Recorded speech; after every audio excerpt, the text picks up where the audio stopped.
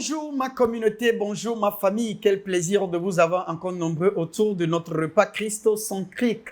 Cette dévotion quotidienne de votre vraie identité avec Christ. Christ aussi Aglé est mon nom. Toujours un plaisir de vous avoir nombreux autour de notre repas. Allons-y directement à la prière. Éternel des armées, nous te disons merci. Nous glorifions ton nom, nous sanctifions ton nom. Papa, merci pour tout ce que tu ne cesses de faire dans nos vies. Papa, tu es digne d'être loué, tu es digne d'être glorifié, tu es digne d'être honoré. Éternel des armées, merci pour tout ce que tu ne cesses de faire dans nos vies. Papa, aujourd'hui, nous savons que nous sommes ta demeure et que tu vis en nous éternellement. Papa, manifeste-toi puissamment à travers ce message que nous allons partager encore ce matin. Papa, manifeste-toi puissamment à travers ce message au nom précieux de Jésus. Tout ce qui ne fait pas un avec toi, Papa, pendant que le message est en train de venir, Papa, réorganise-les au nom précieux de Jésus. Et tout ce que tu n'as pas planté en nous, Papa, soit dissipé pendant que la parole est en train de venir au nom de Jésus. Et tout ce que tu as planté qui sont mon Papa, ressuscite-les au nom précieux de Jésus. Et pour qu'à la fin de ce repas, nous soyons une nouvelle personne, encore plus au nom précieux de Jésus. Père, nous te disons merci. Nous glorifions ton nom, nous sanctifions ton nom. Au nom précieux de Jésus, nous avons prié, nous avons reçu. Amen. Quel plaisir de vous avoir encore nombreux autour de ce repas. Et comme vous savez bien le faire, partagez le message autour de vous et ensemble, faisons connaître ce message-là à travers nos amis, nos frères, nos groupes, partout.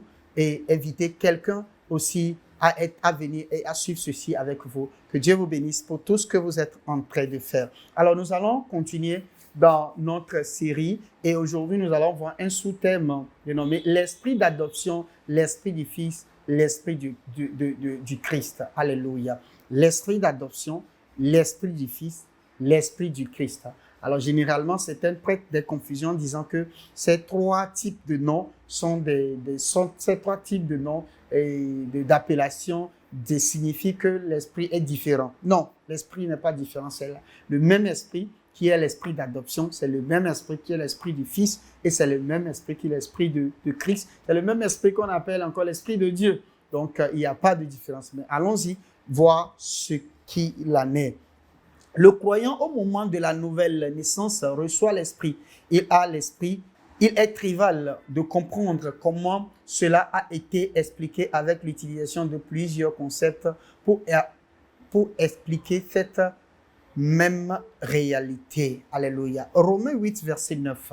Pour vous, vous ne vivez pas selon la chair, mais selon l'esprit.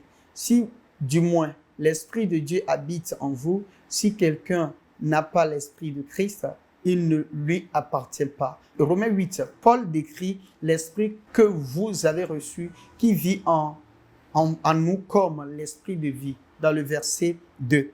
L'esprit de Dieu dans le verset 9, l'esprit de Christ dans le verset 9, son esprit dans le verset 11, l'esprit d'adoption dans le verset 15, l'esprit même dans le verset 16, selon Romains 8 toujours.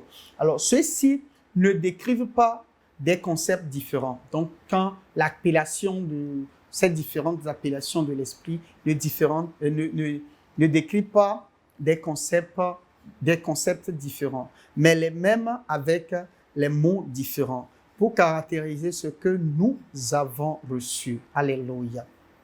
L'esprit de Dieu, son esprit, l'esprit de celui qui a ressuscité Christ entre les morts, est l'esprit du Christ, l'esprit de vie, l'esprit d'adoption. C'est la même chose. Romains 8, verset 14. Car tous ceux qui sont conduits par l'esprit de Dieu sont fils de Dieu. Verset 15. Et vous n'avez point reçu un esprit de servitude pour être encore dans la crainte, mais vous avez reçu un esprit d'adoption par lequel nous crions Abba Père. Verset 16. L'esprit lui-même rend témoignage à notre esprit que nous sommes enfants de Dieu. Paul a expliqué dans 1 Corinthiens 2 que l'esprit que nous avons reçu n'est pas du monde, mais de Dieu. Alléluia.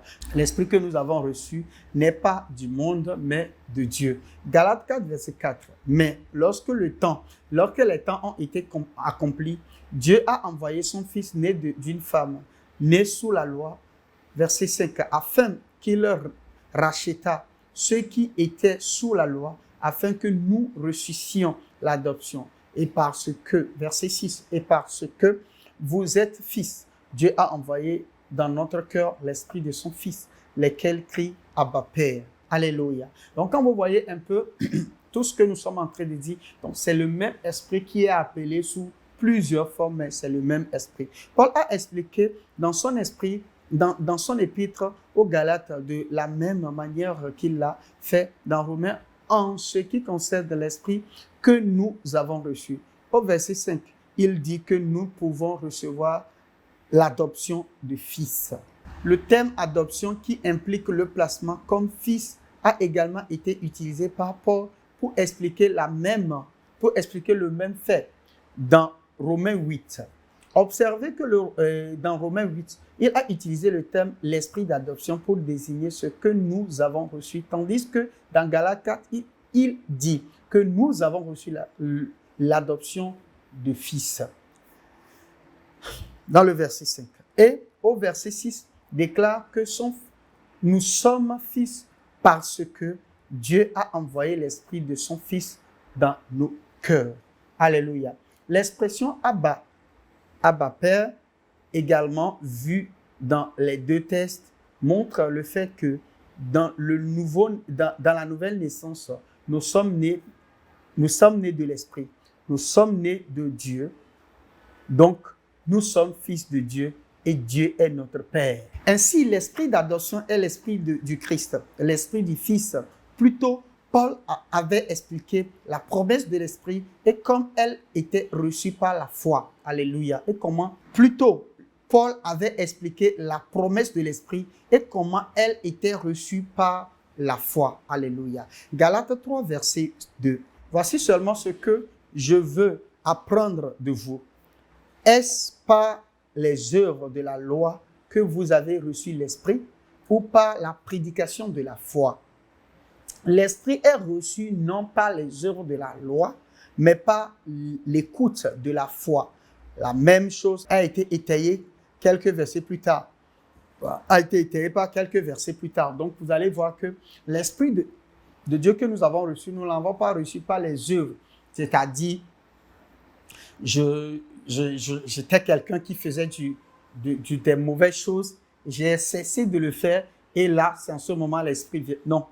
L'esprit que nous avons reçu a été reçu par la foi. Quand nous a prêché l'évangile, nous avons cru à l'évangile et l'esprit, nous avons reçu l'esprit par la prédication et donc par la foi. Alléluia. Donc, c'est cela pour nous montrer que si l'esprit n'a pas été reçu par le fait que nous avons changé nos comportements, ou bien nos caractères, ou bien nous avons cessé un certain nombre de choses pour que l'esprit vienne à nous, nous ne pouvons pas changer de caractère ou changer d'habitude de caractère pour que l'esprit continue pas à vivre en nous, puisque nous ne l'avons pas reçu par nos œuvres. Donc, nous ne pouvons pas garder cet esprit-là par nos œuvres.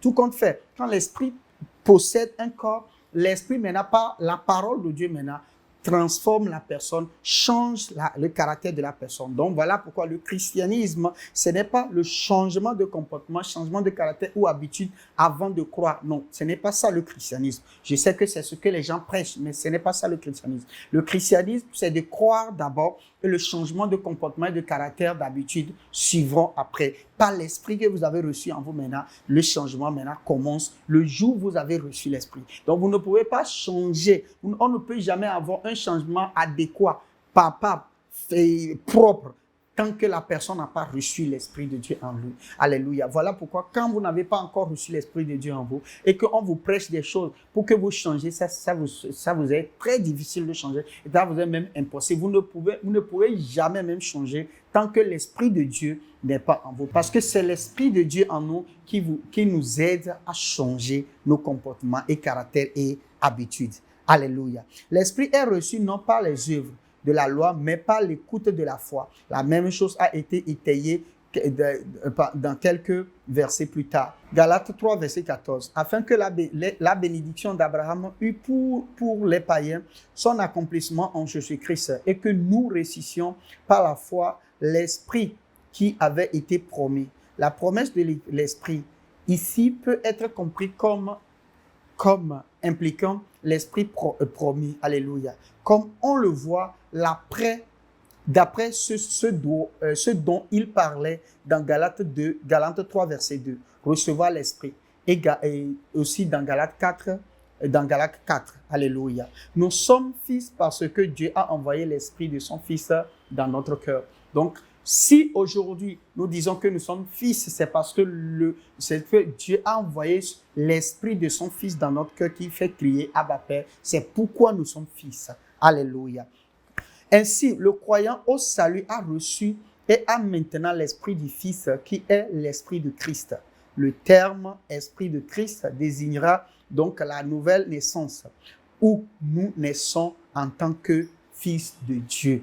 Alléluia. Donc, aujourd'hui, si quelqu'un dit qu'il est né de nouveau, c'est parce que la personne dit que l'esprit de Dieu le possède, l'esprit de Dieu est dans son cœur. Donc, ce qui fait que cette personne est appelée fils de Dieu. Cette personne est appelée fils de Dieu parce que quoi? L'esprit de Dieu est en lui ou est en elle. Alléluia. Répétez ceci avec moi. J'ai reçu l'esprit promis par la foi en Jésus-Christ.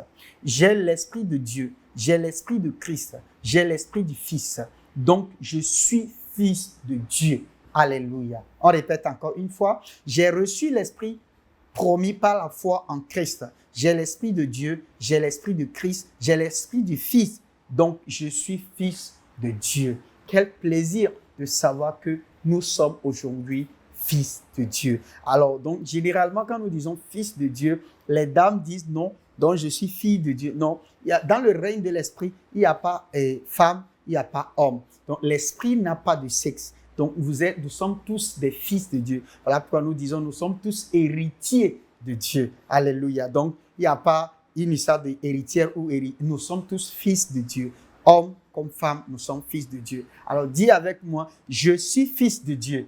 Je suis fils de Dieu parce que j'ai l'esprit de Dieu. J'ai l'esprit de Dieu en moi. Donc, nous sommes fils de Dieu parce que nous avons l'esprit de Dieu en nous. Alléluia. Quel plaisir de le savoir. Éternel des armées, nous te disons merci. Papa, nous te disons merci. Abba Père, nous te disons merci parce que nous savons que nous avons l'esprit de Dieu en nous.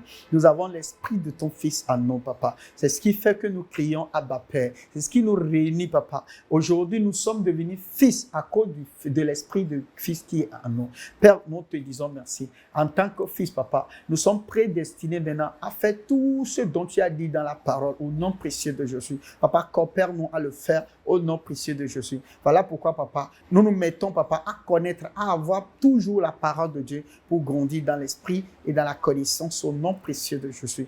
Père, nous te disons merci, nous glorifions ton nom, nous sanctifions ton nom. Au nom précieux de Jésus, nous avons prié, nous avons reçu. Amen. Quel plaisir de vous savoir nombreux jusqu'à la fin de ce repas. C'est toujours un plaisir. Quel plaisir de savoir aujourd'hui que nous sommes tous des fils de Dieu par l'Esprit de Dieu qui est en nous. Alors, si vous avez des questions, n'hésitez pas à nous envoyer des questions à travers nos numéros et ou à travers notre mail. Nous serons très ravis de vous répondre.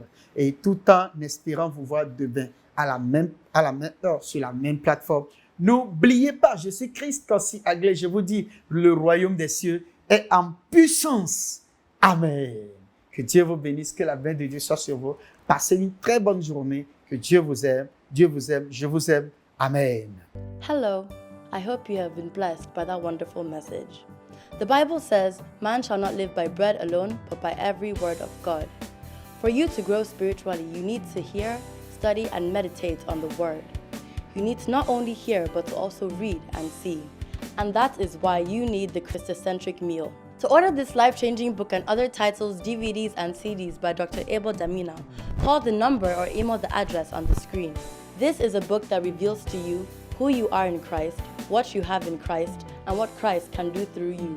This book interprets and breaks down the word into daily meals, making it easier for you to understand and study, build up and strengthen your inner man, all the while growing your relationship with God and your confidence as a believer.